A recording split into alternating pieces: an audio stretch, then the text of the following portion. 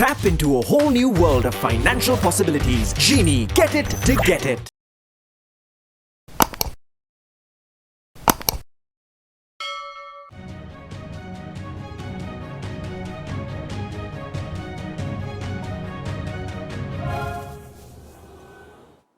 Hello and welcome to BISNOMICS, your weekend's most profitable 60 minutes. I'm Tharandu Amarasekara, and this is where we prepare you today for the challenges of tomorrow. The Sri Lankan kitchen. Well, what a mouth-watering feeling we get when we hear that term. A touch of Jaffna crab. It could even be a dish of famous Negombo-styled prawns. And even your favorite vegetable with the condiments of the famous Candian yellow curry. Much is there to be offered to the world, but are we doing enough? There are cases where certain culinary competitions have been won with dishes made, infused and inspired by the Sri Lankan culinary traditions. But where are we in the global business map of culinary arts? Let's talk about that today and what more we could do to take the Sri Lankan kitchen to the world. And joining me for this very insightful discussion is none other than Mr. Sheran Alwis, Chief Compliance Officer of Mars Kitchen. Sheran, welcome to BISNOMICS. Let's cook a delicious episode, shall we? Thank you, Thandu, for having me today. Absolute pleasure, Sheran. Sheran, the Sri Lankan food and spices. Let me get to the real burning question. Is the world demanding us? Yes, Thandu, that's a very important question, which is a simple answer. The Sri Lankan spices have been known the world over for centuries, starting from even the 1300s, where you had the Arabic traders coming into Sri Lanka looking for our spices. Long before the Portuguese or the British actually came to our country, we had dealings, especially in the spice trade. There was a point where a kilo of gold was actually equal to a kilo of pepper. Can we go back to that time, Sheran? I think our economy needs that. I wish it was that simple, Sheran. I wish it was that simple so we can deal with pepper and not with currency. What a currency that would be. Then looking at the main spices, we are talking about the main spices in exports like cinnamon, pepper, clove, cardamom, and nutmeg and mace are some of the biggest spices that are exported from Sri Lanka. We do over 30 tons a year. Especially our cinnamon is sought after and it's world renowned, especially because the taste is much more different to the common cassia, which is widely available, which they use as cinnamon in a lot of industries. I believe it comes from China. From a lot of different sources, from China, from the Philippines. There are a lot of different sources for cinnamon. And the chemical composition is much more different when you're comparing it to cassia. So this gives us an advantage over the rest of the world. And we have also branded this cinnamon as Ceylon cinnamon or true cinnamon. So we need to market this. There is a demand, but we need to market it. Even our pepper, the pepin content in that is very high, which gives us a very strong and pungent pepper. But the issue Sri Lankans are having, or the main product that we are exporting in this tonnage, are bulk spices. We really need to value add, get the maximum we can through the export market. Otherwise, we'll do the same mistake we did with tea. Yes, we would be selling bulk and not getting that value. We'll be exporting it as a commodity and not as a value-added product, which would bring us the excessive dollars or the money we need to develop this industry into what we can be in the future. That's a very good starting sentiment, Sheran. What I also want to check with you is now, yes, we talk about selling our spices, but I believe now in this globalized world, now it's come to a point, I agree, few decades back, it's about what are the spices we can get from a country and let's put it into our own food and make. But I believe now we are experiencing where people are not just wanting the spices, they kind of want pre-cooked food. Like they might want some Sri Lankan style pre-cooked food, which is which they might import to their country, and then they prepare it in their own homes. More like conveniently, they will prepare a Sri Lankan chicken curry at home, and they will enjoy. Do you see this trend picking up as well a lot in the world?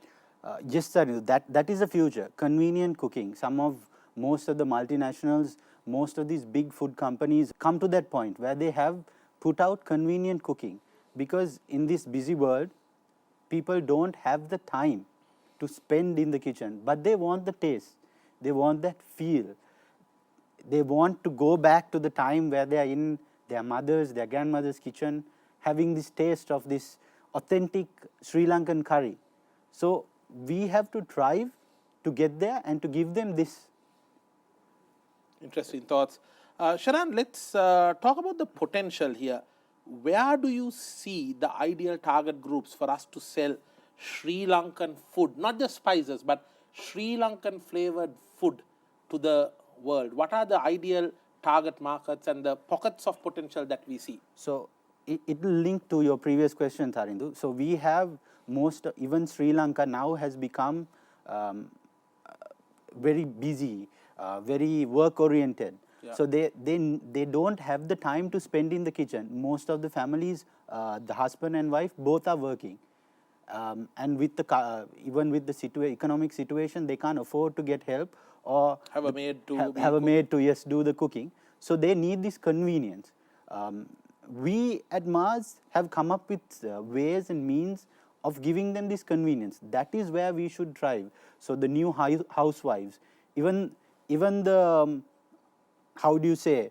You can't call them house husbands, but the male home-based population, husbands. the home-based husbands, who's at home, who wants to cook for their wives, their children, and this is an experience now. When you're Sheran, and correct me if I'm wrong, but we see home duties being increasingly shared between the husband and wife now.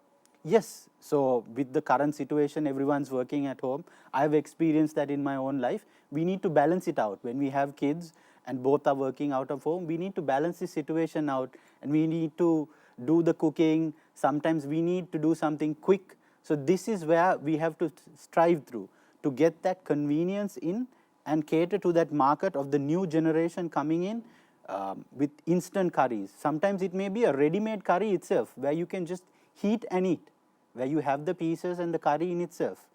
And looking outside Sri Lanka, we have over 3 million Sri Lankan expats in different countries like Canada, Australia, even the UK has a big population. This ethnic population is striving for these tastes, and it's usually the second generation now, and they don't know, neither do they have the time to make these curries like we used to do those days, where we had our grandmothers or our elders mixing up these small ingredients into these concoctions. They knew the recipes, right balance and the intricacies of the condiments, isn't it? What to roast, what not to roast, Correct. what flavors. How much time to really keep it on the pot? Yes, and the flavor that gives in the house, that makes everyone come to the kitchen at that moment of time, whoever it may be, big or small. So these things are what we should drive for, and these are the markets that are available for us. And this ethnic Wherever market, Sri Lankans are. Wherever Sri Lankans are. And not only that, we have some of the big European countries who are craving for new tastes. It's been locked down for 2 years. They can't travel. So where do they get this experience from? From the food. That is what brings them to where they have been or where they want to go. So if we can give this taste closer to their taste, making it more closer or more easier for their palate, I think we have, the world is our market. We can go anywhere we want to, and it's a wide range which we have to cater to, from B2B customers, supermarkets, even the local brands going in to some of the big supermarkets, or even the distributors abroad. You name it, we can go there. Endless possibilities. Endless possibilities. Sheran, on a side note, I have two very short questions for you. Number one, are you a good cook? And number two, would your wife, who is probably watching this show right now, agree to it?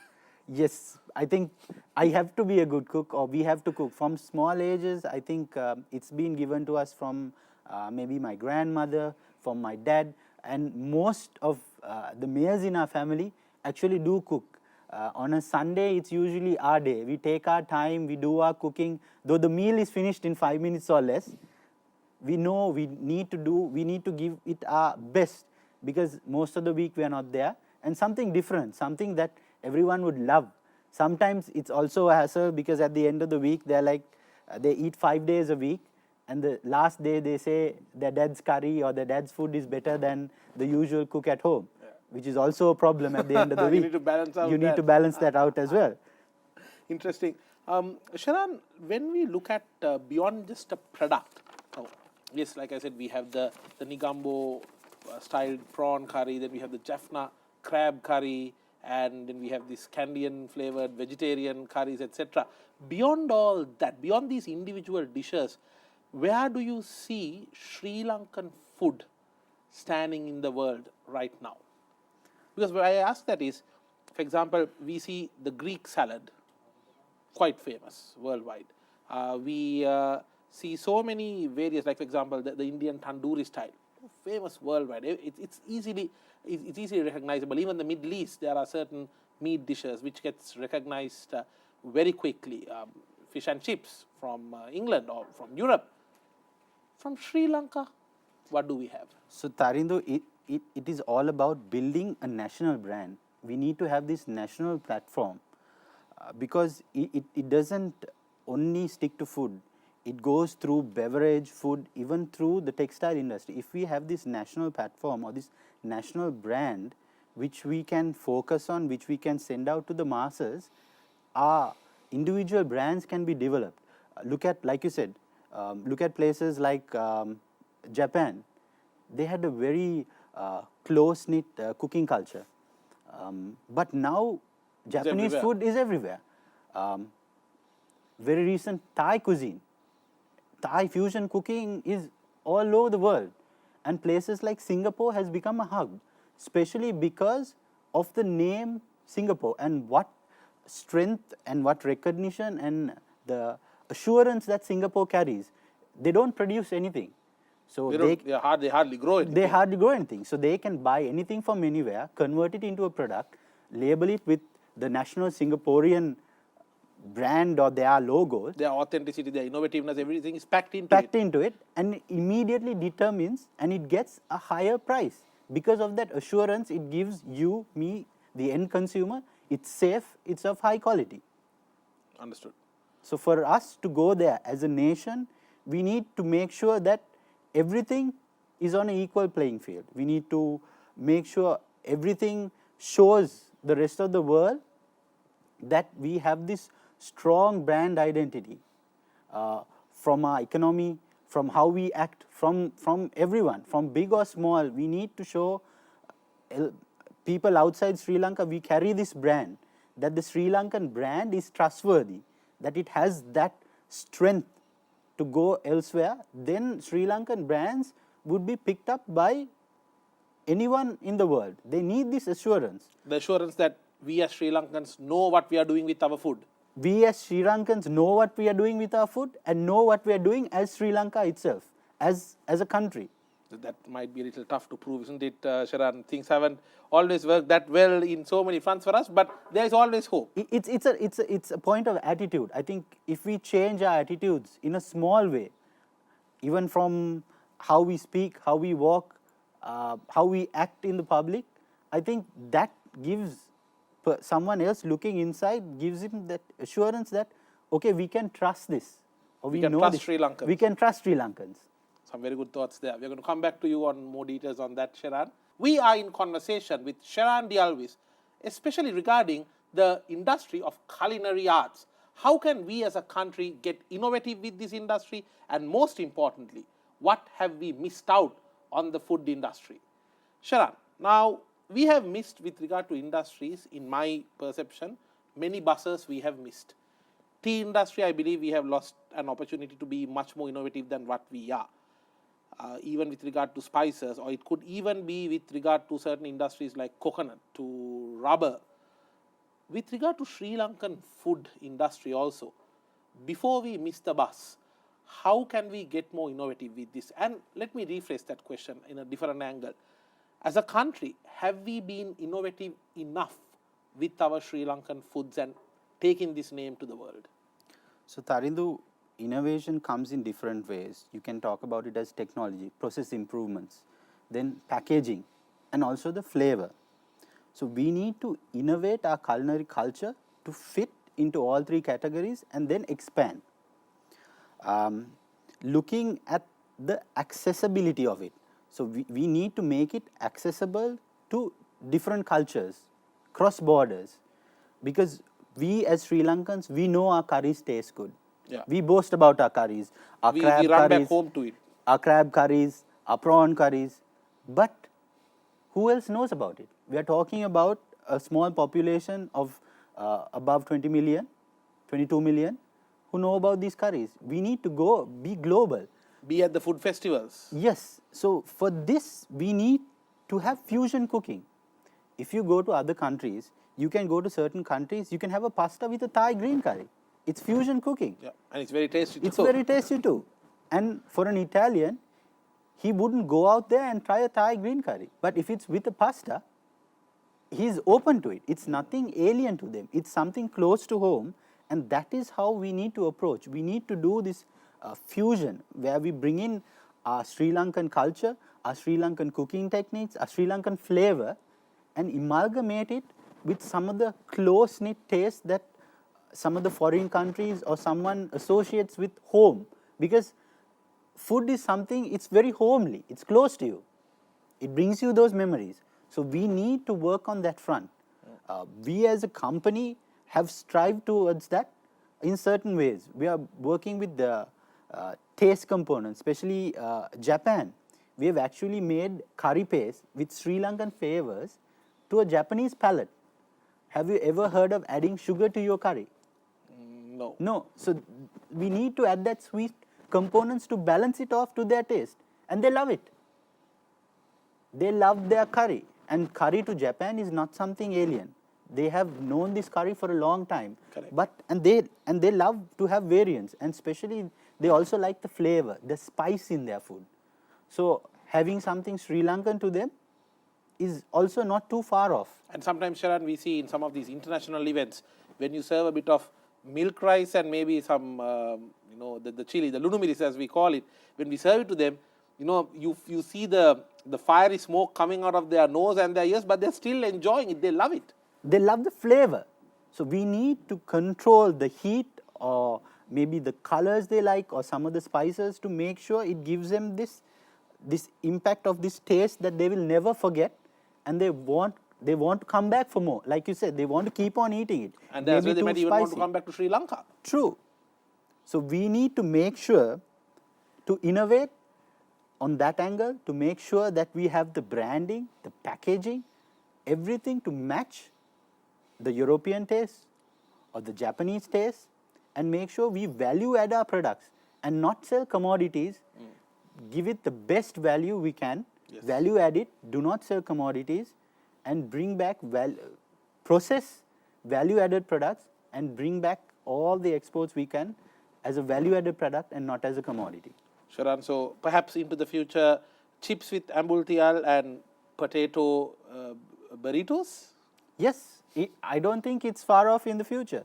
If we can make sure the taste and the taste palette matches who we are or who they are, I don't think it's too far off. I think we have a sudden boost of Naimiri chips or Kochi chips, which is quite close to some of the Italian dishes, even some of the Japanese dishes, which have very high spice percentage in. So it's not far off. We need to make sure we approach it in a very systematic way, so that we have the two cultures amalgamating and we have this fusion. Understood. Get banking done to get back to your date.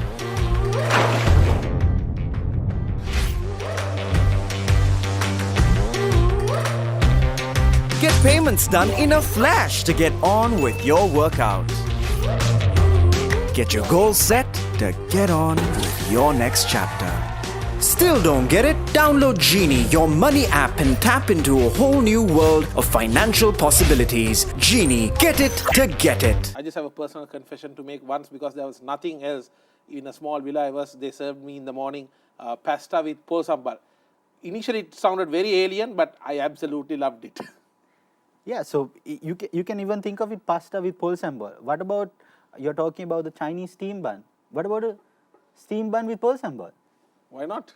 Absolutely. Or polos curry to the mass vegan market. Correct. You know, jackfruit is blowing up in Asia, in Europe. So that is something, you know, we can focus on. Correct. And it's been a part of the whole scenery of Sri Lanka as well, this jackfruit. So it's pretty much a part of the Sri Lankan it's part of Sri environment. Lanka. Yeah. A lot of opportunities, but I guess, as you very correctly said, we need to exploit it before we lose the opportunity, because there's always a saying, the opportunity of a lifetime has to be made use of during the lifetime of the opportunity. True, Tarinder. Sheran, let's talk about the elephant in the room. And I'm not talking about me, I'm talking about the fertilizer decision, because this has been something that has been repeatedly discussed in many different forums, and it's something that has had a heavy impact on the food industry, because for a long time we used to always say, look, you know what, no matter what, this country has food to eat.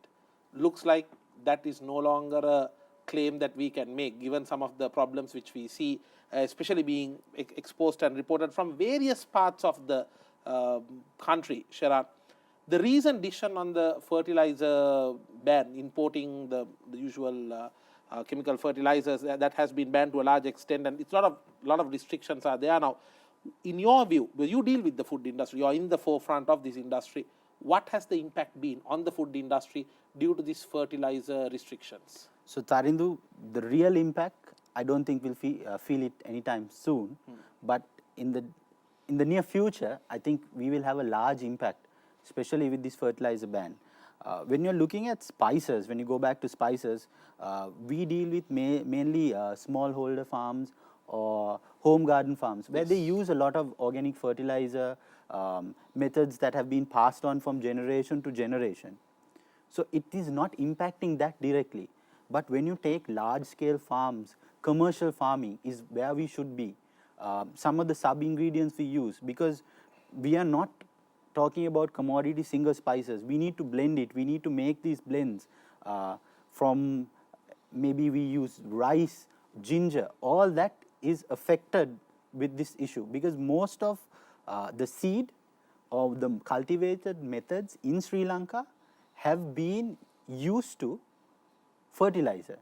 Maybe overuse, that depends on the crop, but it's been used to that. The fields have been used to fertilizer. The seed is developed based on how much fertilizer you used or which point you use the fertilizer into. Absolutely. So we are trying to change that overnight. Yes, we need to have a structural plan. A phased out plan. Phased out plan. We can't do it overnight, because it's basically you're growing something. So it needs a period of time. And even if we do, if you're looking at organic status, usually a conversion period would last for 3 years without using fertilizer. Oh, wow. So that land has to be a virgin land with no fertilizer for at least 3 years before they certify it organic. So just because we are not using these fertilizers, that doesn't mean we are going to produce organic food from tomorrow. Yes. Do you feel that we will see certain food shortages into the future? There will be shortages due to efficiency in the food, because we are not going to get the amount of crop that we have expected because of the lack of fertilizer. Productivity issues mainly. Productivity issues are going to be there long term. So we need to have a systematic plan, so that if we are going into this, how we are going to phase out, which crops we are going to grow, how we are going to grow it, all this needs to change. It's not something you can do overnight. Understood. Like they say, things go on trees. Well, it's unfortunate that sometimes the decision makers don't really see things that way. They don't see the reality, Sheran. But as you very correctly said, it needs a phased out plan, because even countries like Bhutan, they are only targeting 10% to 20%, because it's not something that can be done in a sudden overnight. snap. Yeah, overnight, exactly. And as you very correctly said, there are lots of home-based and small-time stakeholders in this industry whose interest, whose situation also needs to be considered. Let's hope things don't really turn out to be a nightmare in that front. Now, Furthermore, on the topic of Sri Lankan food, and when I say food, I'm talking about, yes, the vegetables, I'm also talking about the meat products, because we have our own styles and ways on the culinary arts of preparing meat dishes as well, Sheran. To take Sri Lankan food products to the world, what kind of government policies do we need? And yet you can address this from various fronts, maybe from the side viewpoints of maybe the food growers, maybe organizations such as you who prepare who process the food and value add and take to the world. Talk to us about the different dimensions. So we would have to have a proper structure starting off. For example, if you take Thailand, they had this unique vision at one point. They said Thailand kitchen of the world, and it was passed through the whole society, from the grower to the processor to the government organizations, for the people setting out the regulations. This was a conscious decision taken by a country and followed by everyone. So this is what we need to have. We can't have decisions taken overnight which actually cause problems for everyone in the future. For example, the turmeric issue. So yes, we can grow. Yes, we have potential, but it doesn't happen in a snap. This is a crop that takes over 8 to 9 months. And we also need to see, can we compete in the international context, where it's selling internationally for almost $1 or less. With our cost of production, can we compete with that? Do we have the land area to compete? Because our nation, we grow rice, we grow paddy for most of the year. Do we have this land acreage? So we need to have strict policies, procedures on how we evaluate our products, how we evaluate our processes, and we need to give a helping hand to the new and up and coming entrepreneurs. We need to have zones where they can actually go test out their concepts, come out with their branding, which was done in Thailand. They got in experts, and small household names became big brands. They did packaging, they tinkered with the technology. So this was all given to them, and they were given the infrastructure, the low interest loans, even grants to go into European markets, and these brands have prospered. So we need to take on this challenge, and someone needs to head a team to say, okay, we need to take Sri Lankan product, Sri Lankan processed product to the next level. Some very, very thoughts there. Sheran, do you also feel that we are losing the plot somewhere, especially with regard to positioning our food? I mean, that we are not really doing enough for the world to know that we have so much to offer. Even, for example, tourists. What are we doing to really expose them to the world of culinary, I would say not just art, but more like a kaleidoscope, because we have such a big variety.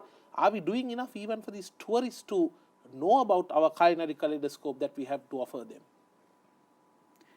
Yes. So when you talk about tourists, and going back to Thailand, they have about 20 million tourists coming in before all these issues and the lockdowns. So they have 20 million brand ambassadors. So how many brand ambassadors do we have? How are we taking it out? How are we, like you said, the tourists coming into the country, we should have national dishes, we should have specified curries that through symbolic curry, iconic curries, through their trip through Sri Lanka, wherever they go, even in their whatever way they converse to whoever, they should be able to tell someone, and they should know, okay, this is what they want. Like the Thai pad Thai. Yes. When you say pad Thai to anyone, they know. Even on a street corner, they know. Absolutely. Can we go to a street corner shop and say a Jaffna fish curry? So we need to have that iconic style or range of cooking or dishes that people would know throughout the system. We are in a very delicious conversation with none other than Sheran Alwis, Chief Compliance Officer of Mars Kitchen. Sheran, now we spoke about the food, but I believe that just like in any painting or in any art, it's not just about the paint brush or it's not about the final product, it's also about the style of painting. So even in food, I believe it's not only about the food, but it's also the style of cooking. Now in Sri Lanka, we see so many different cultures within the country itself. We have one style of cultures and culinary traditions in down south, one in the northern peninsula, one towards the hill country. What can we do to really promote these different Sri Lankan cooking styles? So touching on styles, we have a range of styles. So like you said, if you go down south, it's more spicy, it's more seafood. When you go up to Kandy, it's vegetables, whatever, because we have been close to what we grow. So most of our styles have evolved around the areas that it's grown. For example, Nigambo pork curry, because it's very popular. The community there like their pork. So we have these specific dishes, the Jaffna fish or Jaffna prawn curry or even a Nigambo crab curry. We have these specific styles and dishes. So it's very important that we position them differently. Otherwise, what happens is usually we have looking, when an outsider looks at our curries, we have yellow, brown and red. Correct. So we need to differentiate it clearly. Because when people actually taste it, they realize there's a vast difference. Yes. We can make one yellow curry taste 10, 15 different ways. True. So we need to do this positioning, we need to identify it, separate it, and let people know the specific curries of the specific regions and make it popular among the masses. Some good direction there. Let's talk about the experiences that you have in terms of taking our culinary art global, because through your company work, you also are engaged in promoting some of your products into other parts of the world, among Sri Lankans, among foreigners. What do you see, Sheran? What more do you think we need to be doing in terms of taking our culinary art global? Not just the food. It may be Sri Lankan style cooking classes, because you can have a European couple where, for a difference, the husband or the wife or the girlfriend or the boyfriend could really cook a Sri Lankan meal for their loved one. What more can we do on this regard? So when you're talking about, we go back to the product, there is a lot that a Sri Lankan product needs to do to go to the international market.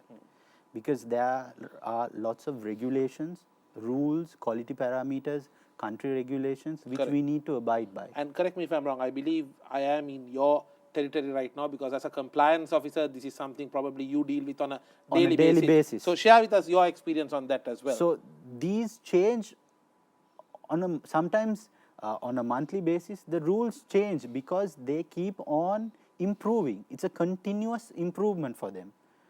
When you talk about starting with allergens, different regulations, different norms for how much, how do you say, a microbe load should be in it. These are very strict and very stringent. And very sensitive as well. Very sensitive.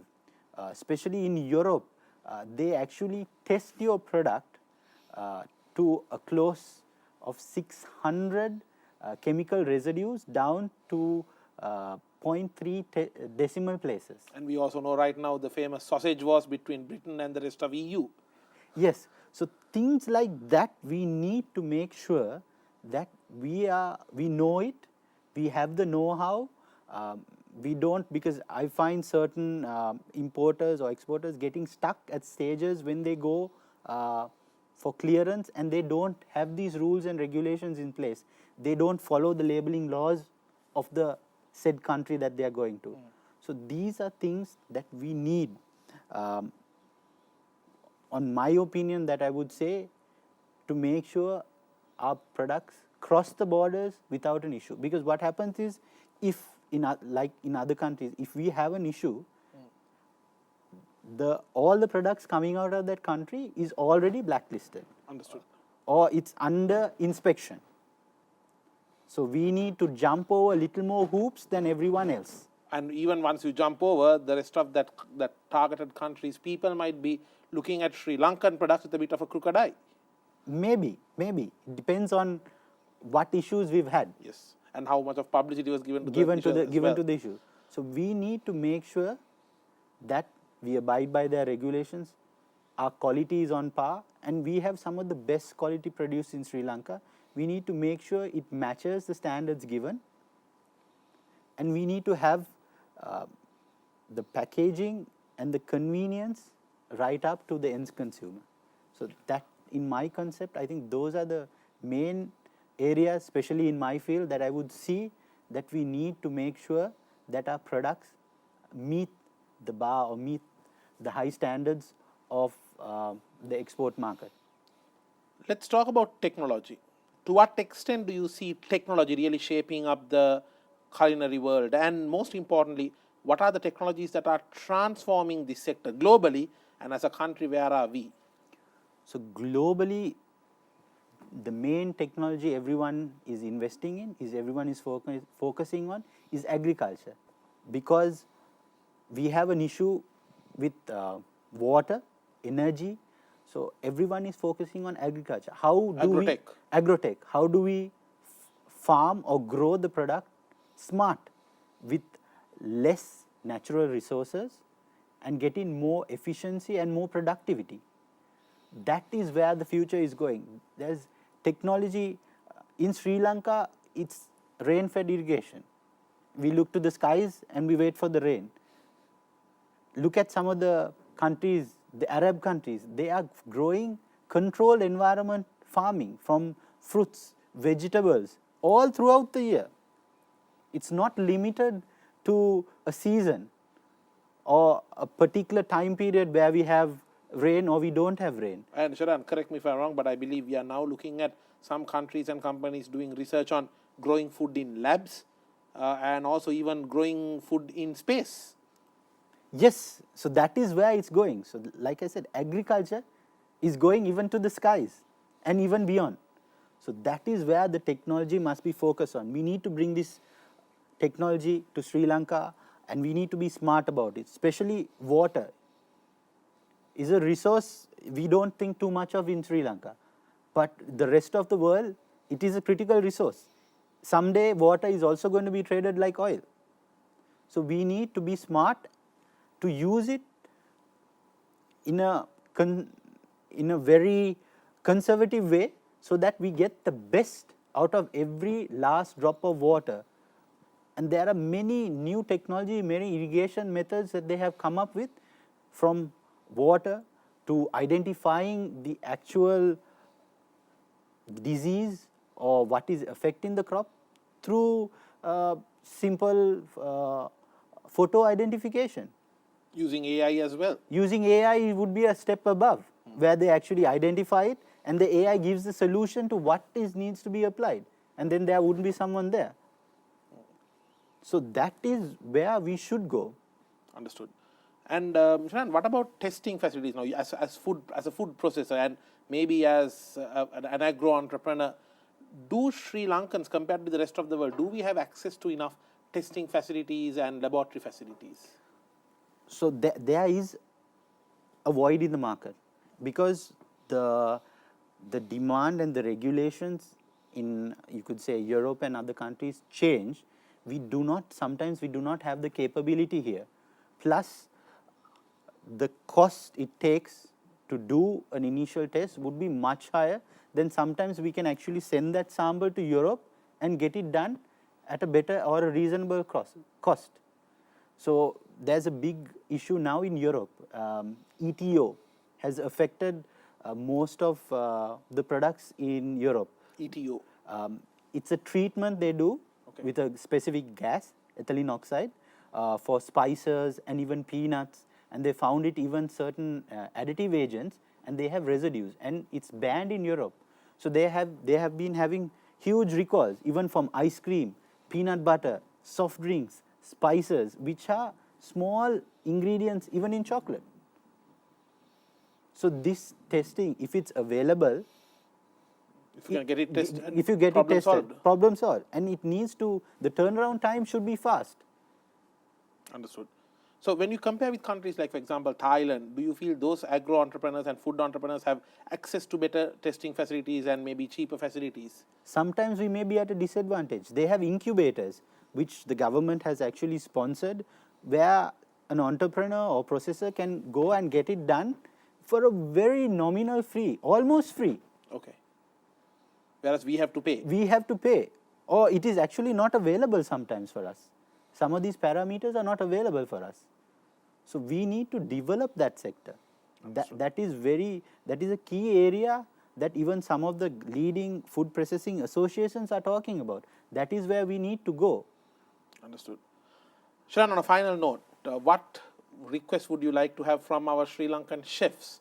Because, you know, the art of cooking, the culinary arts and the chef, I believe they go hand in hand, like the artist and the paintbrush, the paint and the art. What more would you expect from our chefs? And most importantly, for the next Gordon Ramsay or the next Pierre Marcolini, or in other words, the next master chef of the world to be from Sri Lanka, what do we need? So, Tarindu, you talk about most of the international chefs. We also have a couple of Michelin star chefs. In Sri Lanka? Not in Sri Lanka. But Sri Lankans? Sri Lankans. Lahiru Jayasinghe is a Michelin star chef. And where is he working in? He's in the UK. He was nominated as Best Chef UK in 2016. Wow, and we didn't even know. We don't even know about it. We have another coming from Singapore, who's running a restaurant, who's also got a Michelin star. So we have Sri Lankan chefs who have this talent, who are out there. And they are actually doing this fusion cooking. They're bringing in the component of Sri Lanka and they're bringing in their culture. And they're building on top of this. Excellent thoughts, and wishing you good luck, Sheran, with the future endeavors, and may you be able to take the name Sri Lankan food to the rest of the world, and hopefully, as you very correctly said, the necessary frameworks will be in place in order to make sure that we have these symbolic and iconic dishes developed, and as a result, the entire Sri Lankan culinary kaleidoscope gets popular worldwide. Thank you for joining us, and best of luck with all your future activities and endeavors. Thank you for having me. Well, what a delicious set of insights that were. At the end of the day, it's up to us as a country too, together with all these policy makers and the decision makers, to make sure that the Sri Lankan food brand name and the brand image gets developed and spread around the world. The chefs, the guests, the Sri Lankans living abroad and Sri Lankans living in Sri Lanka, everybody has a role to play, because at the end of the day, this is one bus that we should not miss. I'm Tharandu Amarasekara, and I will see you with the next episode. Have a profitable week ahead.